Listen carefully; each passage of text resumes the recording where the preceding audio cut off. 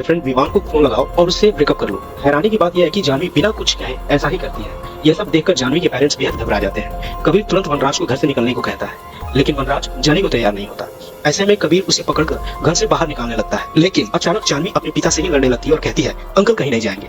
वो अपने पिता को धक्का देने लगती है और उसका बर्ताव बिल्कुल पागलों जैसा हो जाता है। जानवी कहती है, अंकल जो भी कहेंगे वो करना मेरे लिए जरूरी है। यहाँ वनराज बताता है कि उसने जानवी पर वशीकरण यानी काला जादू कर रखा है, जिससे अब जानवी सिर्फ वही करेगी जो वनराज बोलेगा। डेमो देने के लिए वनराज जानवी को खड़े होने और बैठने के लिए बार बार कहता है, फिर उसे हंसने और रोने के लिए भी कहता है, और जानवी भी वैसा ही करती है। यह सब देख ज्योति रोते हुए पूछती है कि आपको हमसे क्या चाहिए। वनराज पहले तो इनसे सारे फोन टैबलेट्स वहीं रखने को कहता है और फिर जानवी से सारे फोन तोड़वा भी देता है। इसके बाद वो जानवी को चाय पत्ती तक खिलवाता है और कबीर से थप्पड़ मरवाता है।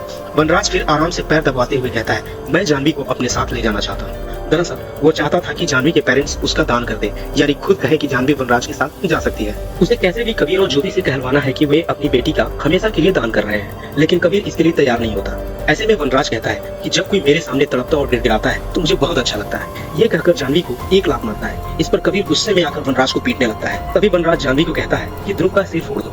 जानवी तुरंत वैसा ही करती है। दूसरी तरफ हम देखते हैं कि पुलिस वहां पहुंचती है, क्योंकि ज्योति बार बार पुलिस हेल्पलाइन नंबर पर मिस्ड कॉल कर रही थी। पुलिस जब घर के अंदर आती है तो कबीर, ज्योति और वनराज ऐसे बिहेव करते हैं जैसे ये फैमिली और फ्रेंड्स हैं। दरअसल वनराज ने जानवी को गैस सिलेंडर के ऊपर बिठा दिया था और उस सिलेंडर की गैस खुली हुई थी और उसके हाथ में माचिस भी थी।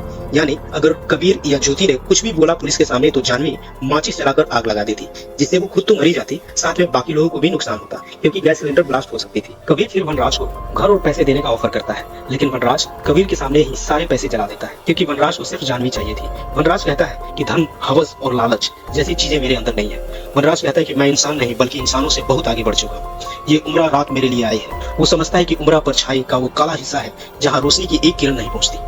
इसके बाद वनराज संस्कृत में कुछ मंत्र बोलता है, जिससे साफ हो जाता है क्योंकि कुछ ही घंटों में वो किसी सुप्रीम पावर में बदल जाएगा।